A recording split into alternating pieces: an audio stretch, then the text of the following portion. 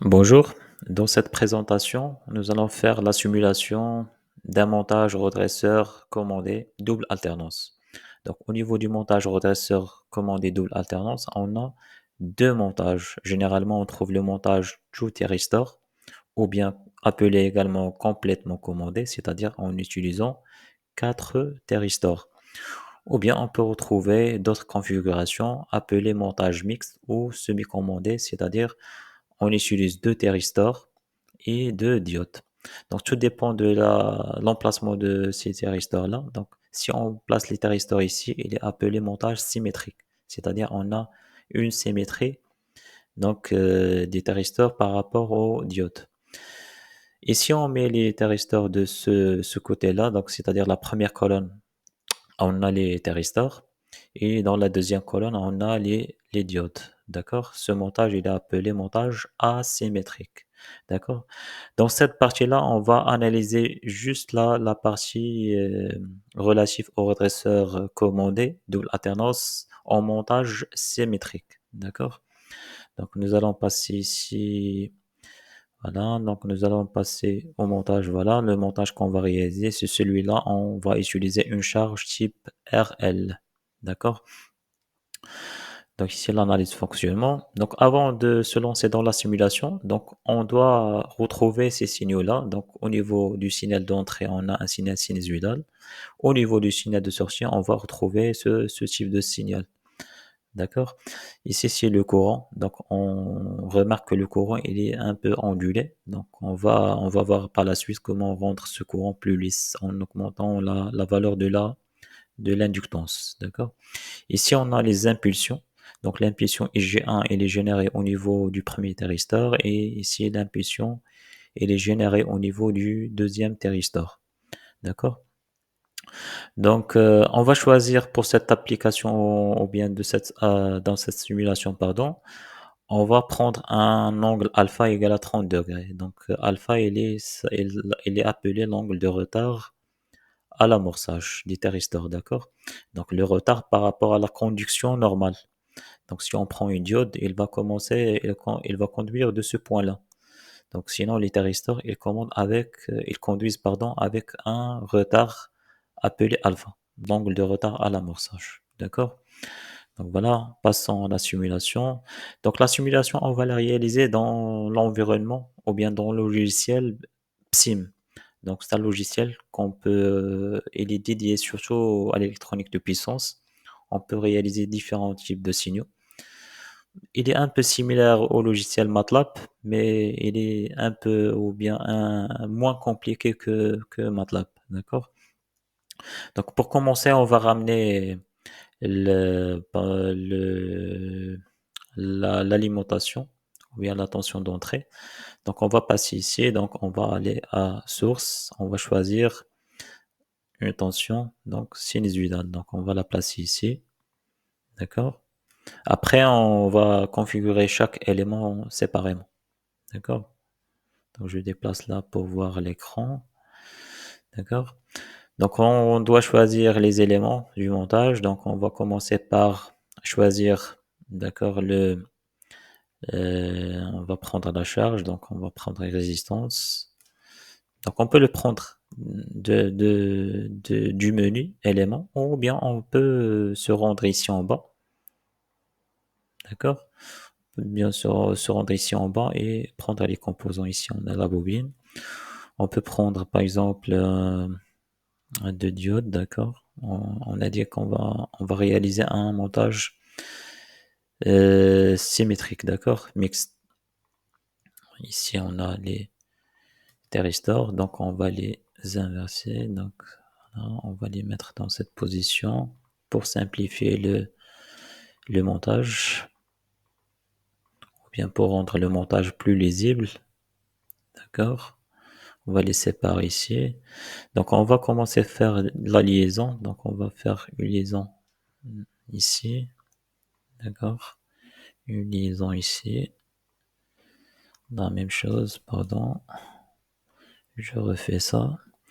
Donc on va appliquer la tension d'entrée ici. D'accord? Ici on va mettre la résistance en vertical. La même chose pour la bobine. On va relier ça avec ça. Et voilà, avec ça. Donc on va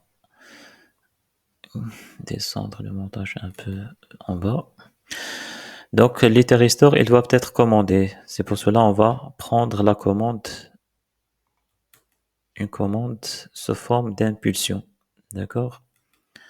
Donc on va relier la gâchette au circuit de commande. Donc chaque circuit de commande ou bien chaque thyristor, il est commandé par un circuit. D'accord?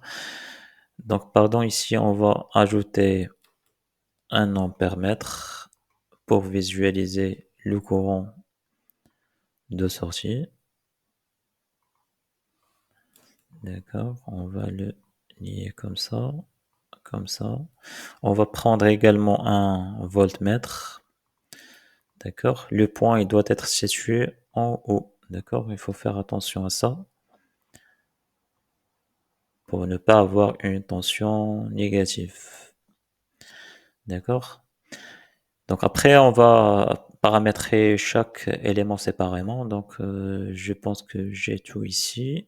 D'accord. On peut également visualiser la tension au niveau de la gâchette. D'accord. Ici, attention, il faut faire le point en bas parce qu'on a la tension VT ou bien VAK. D'accord.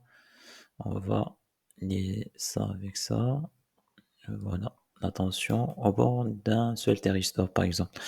Donc, on va prendre, par exemple, une tension avec une amplitude maximale de 220, par exemple. La fréquence, on va la prendre 50 Hz. Ici, on va l'appeler, par exemple, UE, la tension d'entrée, ou bien VE. D'accord? Ici, on ferme la fenêtre. Donc, si je rentre ici, hein, je retrouve la configuration que j'ai réalisée. D'accord? Ici, je prends par exemple une résistance, je vais l'appeler RS. Ici, je prends par exemple une valeur de 10 ohms, d'accord? Allez, on va dire 10 ohms. Ici, je vais appeler la bobine LS. Je vais prendre une valeur par exemple de 100 millip par exemple. D'accord? Bon, juste un point, je peux afficher les éléments que j'ai configurés. Je peux les afficher ici pour les retrouver facilement. Voilà, ça c'est le signal d'entrée. Je peux faire la même chose pour la résistance, j'affiche le nom. La même chose pour la bobine, d'accord. Ce qui me reste, d'accord, c'est la commande. Donc on a dit une commande, on va prendre tout d'abord 50 Hz. Donc on a dit les thyristors, ils doivent être commandés avec un angle de retard à l'amorçage de 30 degrés. D'accord, 30 degrés, ça fait pi sur 6. D'accord, je prends ici 30 à 180. 180, c'est pi. D'accord.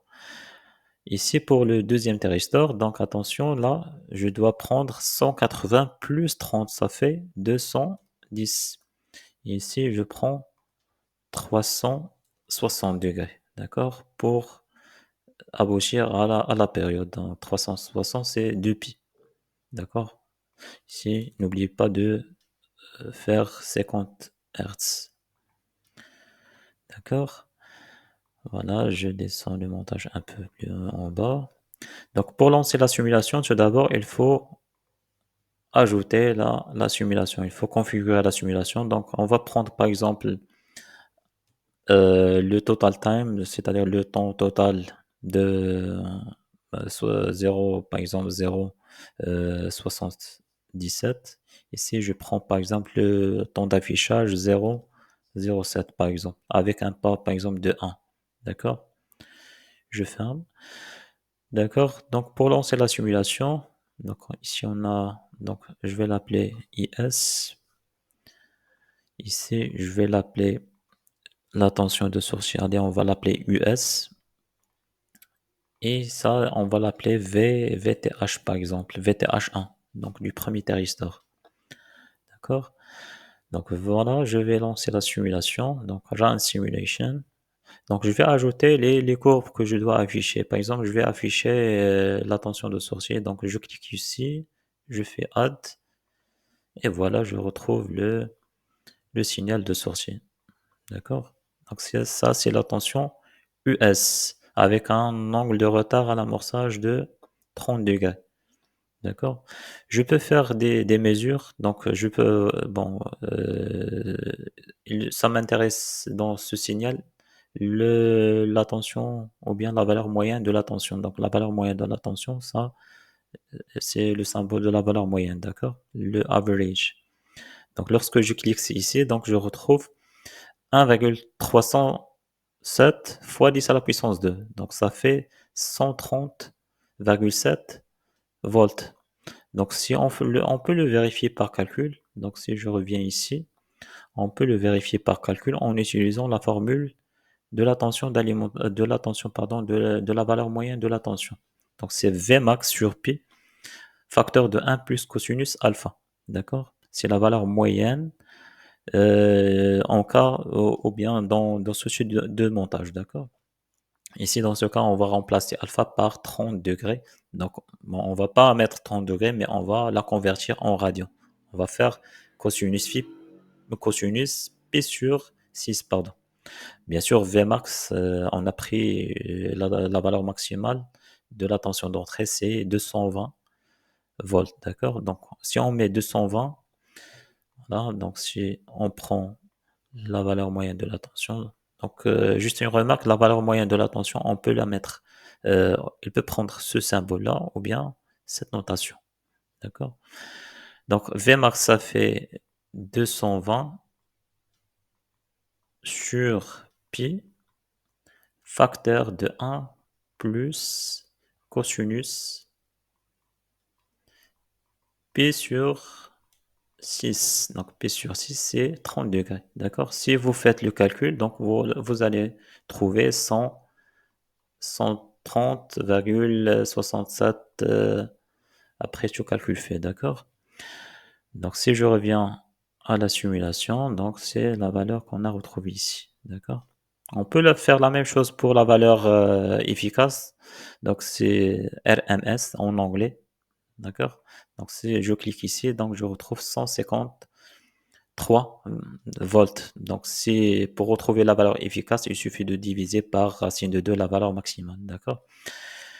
Et si je souhaite par exemple afficher le courant, d'accord? Et la tension VTH1 au bord du thyristor 1. Donc je clique ici.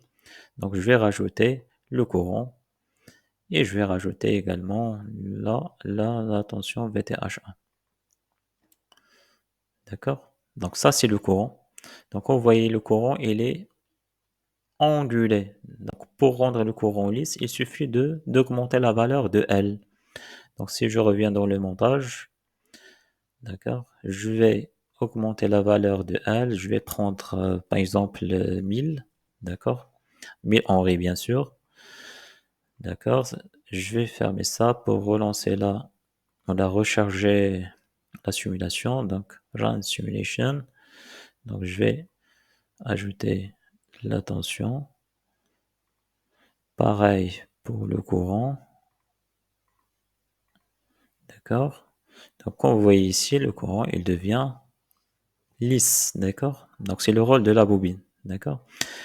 Donc, je dois afficher également la tension VTH1. D'accord? VTH1. Donc, vous voyez, la tension VTH1, il prend la forme suivante avec une valeur inverse maximale de, bien sûr, de moins 220 degrés. Pardon, volts. D'accord? C'est la tension inverse maximale que peut supporter le thyristor en sens inverse. D'accord? Bien sûr, vous pouvez faire d'autres types de simulations ou bien d'autres types de configurations. Vous pouvez rajouter ici une FEM. Donc, par exemple, si vous souhaitez, par exemple, modéliser une machine, d'accord? Donc, vous pouvez prendre un circuit RLE, d'accord? Et vous visualisez le signal de la même manière, d'accord? Donc très bien, c'est bon pour aujourd'hui. Donc je vous retrouve dans la prochaine vidéo. D'accord? À bientôt.